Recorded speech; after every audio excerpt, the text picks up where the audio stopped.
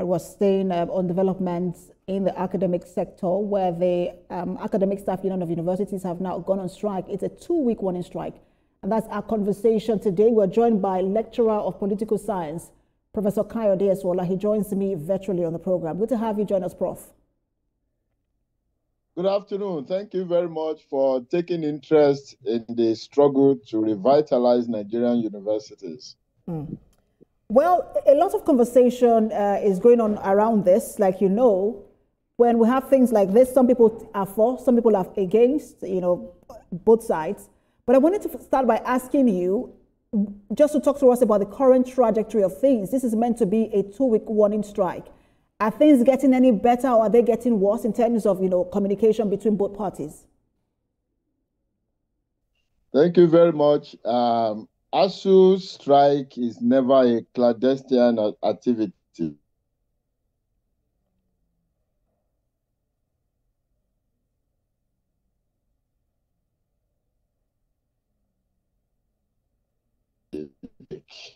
What we are on strike for and the development at any time. I cannot at this point tell you what has gone on. Meetings and several meetings are going on, so I may not be up to date. But what is clear that I can confirm to you is that we are on 2 weeks warning strike, number one. Two, by the structures of the union, it is only after that period of 2 weeks that we can come back again to several branches and rub minds on whether or not to continue the strike. That's what I can tell you at this point. But I'm aware that it's in the public news that the House of Representatives or the Senate, whichever, tried to intervene yesterday. ASU representatives were brought to the table for discussions, understandings, and whatever. But as we speak, our 2 weeks strike is still going on. And of course, it is after that 2 weeks that we can come back and tell you through the President of the Union what will come thereafter.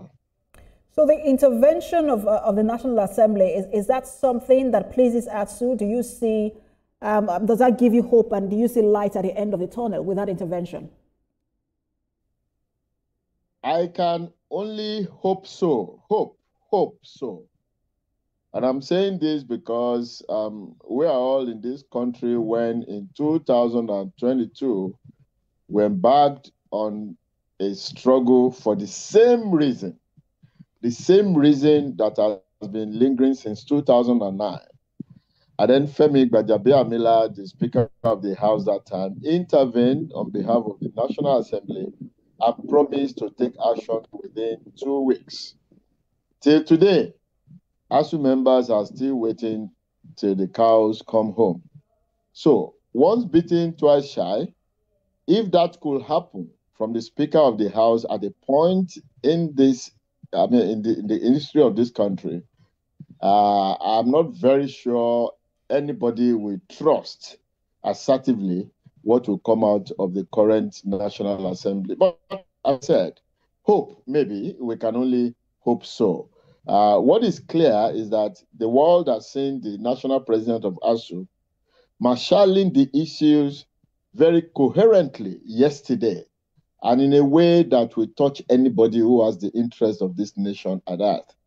At any point in time, ASU is interested in the welfare of its members, but more importantly, in the overall sense, the concern of ASU is to return the Nigerian university system into such a place where you and I, who are not privileged to be where they are, you know what I'm saying, I don't want to say everything on air, will be able to send our children to the universities in Nigeria. That is the position of ASU in terms of infrastructure, in terms of vitalization, in terms of taking care of those who disseminate knowledge within that university. That is the point of ASU. So, Prof, it came as a shock to a lot of people that ASU was going to go on strike. Because we saw a break for almost, I think, about 2 years. ASU did not go on strike. We felt that conversation was going on between ASU and the government, and things had been taken care of. So in the 2 years that we did not hear a strike from ASU, what was going on in that period? Nothing. Absolutely nothing. Well, I can say something was going on, but that thing was perambulation, mere perambulation, motions without movement. In the sense that federal government will set up committees upon committees upon committees, delegating their own people to lead the team. ASU will be invited to the table for negotiations upon negotiations. Their committee, headed by their people, will take the resolution, agreements, mutually done, back to the federal government, only for the federal government to throw that agreement into bush and set another committee. We all know we're in a country where even government sets up committee to dissolve committee only to do so. And that's exactly what has been going on. So in a way, nothing has been going on because government is still perambulating. But if you insist I say something is going on, that thing which has been going on is perambulation. And that is why we are here today. So within the 2 weeks of break that Nigerians thought they had, it was a period when government continually dribbled ASU, as if we had no work. And what happened in about 10 days ago was a statement to the nation that enough is enough. My sister, is it a rocket science to pay the best brains in your country who are training the elites of tomorrow? Is it a rocket science to pay them living wage? Living wage. We all know the rate of inflation. We know the rate of escalation of the economy.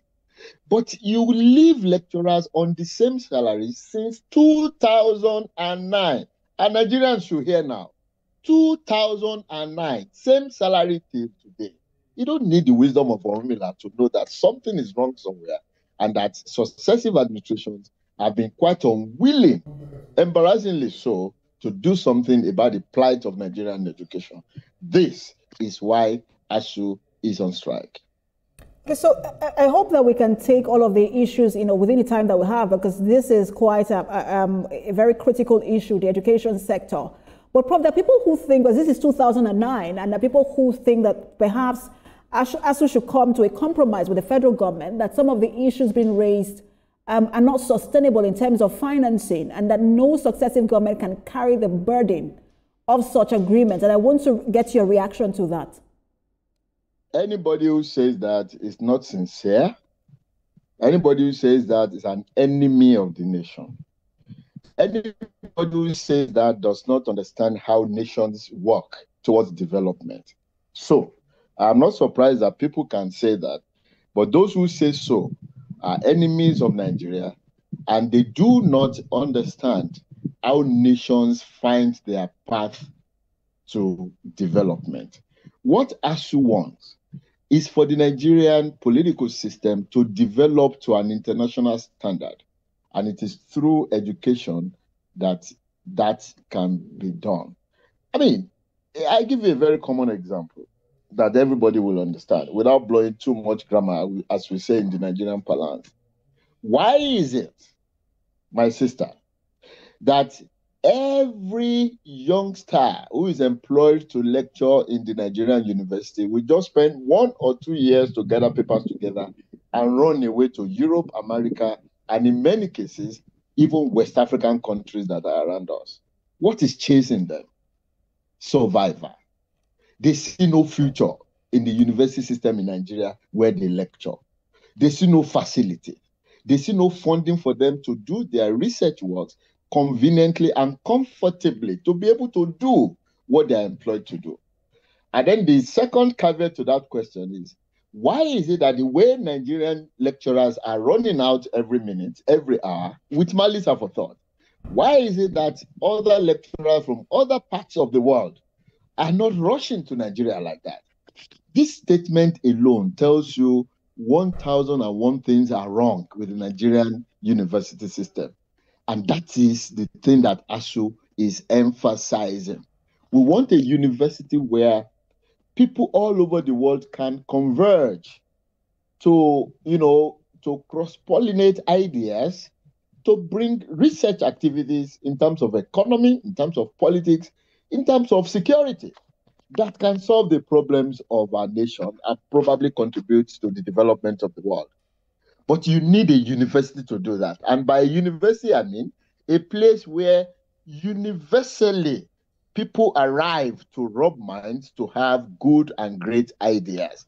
Any university, any country that treats Nigeria, that treats its own academia or intellectuals the way the Nigerian government is treating us in Nigeria, that country is not ready at all to develop. In fact, that country will begin to balkanize into terrorism, insurgency, insecurity every day.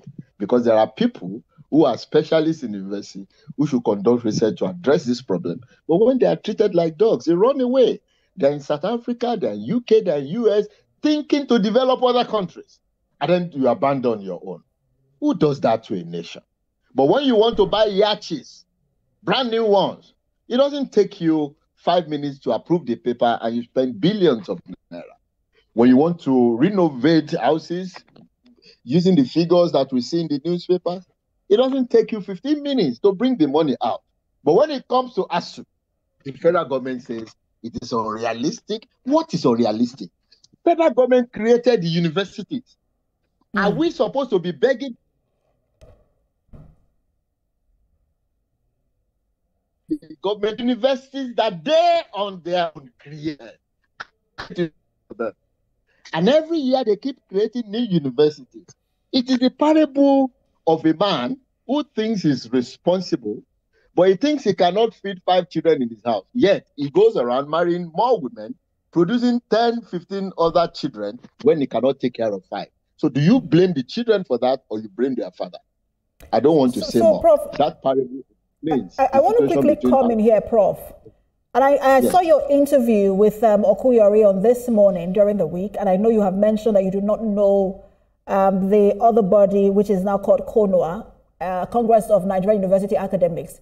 But I was listening to their president, and he said they believe that the strike, the option of strike has been overused and now rendered ineffective. And there are some Nigerians who also think that, well, maybe strike shouldn't always be an option, especially when dialogue has started between both parties. I want to also get your reaction to that. Honestly, it was the first time in my life I heard that word "conwas" or something from Yori Folari. And I tendered my apology that I was not too literate to know that a body like that existed or still exists in Nigeria. But then, that's beyond that body. As far as I know, ASU is the voice that represents the Nigerian lecturers. And we have members cutting into millions across Nigeria. If there's a body that thinks it has opinion, maybe not. I mean, we're in a democracy, anybody can form a group and, brandish their opinion into the newspapers or to the television, it is fine. If that body thinks that strike is overused, then tell that body to put in the public domain the alternative to strike in a situation where you are meeting with employers for 16 years running on the same issue. And rather than the employers finding solutions, as I told you in my last statement, the employer is aggravating the situation. What do you do if not strike? And that is the idea. We understand very sincerely. I mean, we are not too arrogant as intellectuals to seek opinions. But those who say strike is not the only option should come to the public and tell us the options to strike, especially when you are dealing with a government that has this kind of character. That said, I always like to remind the Nigerian people that the remnants of things that are sustaining the university system as at today are products of ASU strike. All of them are products of ASU strike. Is it TED fund you want to talk about?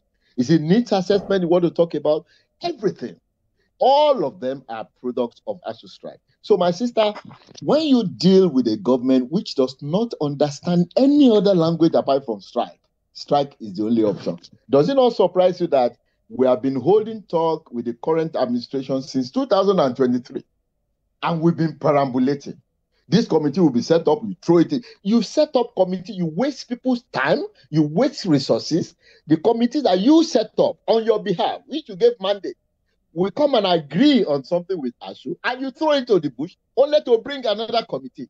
That was what was done until the 10th of October. Then it was when ASU talked about strike, and they quickly now came back to say they were doing this and doing that. That is the situation, and I think Nigerians should know. ASU is not, has never been, will never be the problem.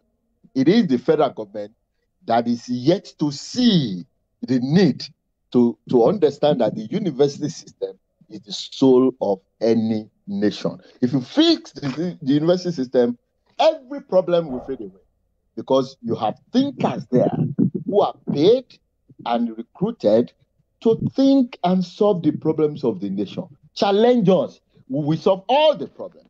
Insecurity will go. Terrorism will go. Economy will develop. I'm not talking about all these statistic faking economy that they are brandishing in people. We hold the key. But when you leave us, you abandon us, and the best brains among us are running around South Africa, Europe, and UK, developing their own economy, and they are paying dearly for it, and you have people in your own, and you think your country will move on. We will not move. That is the message that the federal government has. So, Prof, I mean, it's the education sector we're talking about, the very bedrock of any economy. And people are wondering, there was a time when the federal government was going to grant anonymity or to ASU to run as just an independent body, and then there was also not ASU, rather the federal universities, and then it was the universities who also came up and said that's not sustainable, and then there was this conversation around, wouldn't it have been better for these universities to run as independent institutions, being responsible for their own revenue, being responsible for their own research, and then you have the independence to do what you want to do. But you spoke against it, and now continues with strike action and conversations, ongoing dialogue or endless dialogue with the federal government. I think ASU has been against that move because it speaks what it means on the surface, especially when you are talking about it in the public realm like this, and I'm responding to it. But when you see the details of the paper, as intellectuals, we see so many contradictions within those things that the federal government was proposing that we will not enter into such agreement, because they will mean end to affordable education in Nigeria. They will mean end to the career of intellectuals in Nigeria. They will mean end to the ability of the Nigerian parent, the average hardworking, genuine income earning Nigerian people like you and I. It will mean an end to their ability to be able to send their children to the university. So what do? If you look at my salary in 25 years, it is not enough to send any of my children to UK or US for 1 year university education. So if I cannot afford that, and I'm not ready to steal, I'm not ready to embezzle, the only way for me to get out of that contradiction is to ensure that my union forces the federal government to do what it should do for its own university. Please make this clear to the public. ASU doesn't have universities. ASU does not create universities. ASU is saying federal government fund, rebrand, and take care of people you employ to run your own university that generates income for you. Who blames ASU for that? All right, Prof. That is the situation. Just a lot to talk about. We hope that this intervention by the Senate would put to rest all of these issues, and we can have both ASU and students return to school. Again, our education system is lagging behind, when it compares to other countries in the world. Thank you so much for your time, as always. I'm lecturer of political science, Professor Kayode Esuola. Always a pleasure to have you on. The word hope, and that is the note on which I started. We only hope so. Thank you very much for inviting me. Thank you, sir.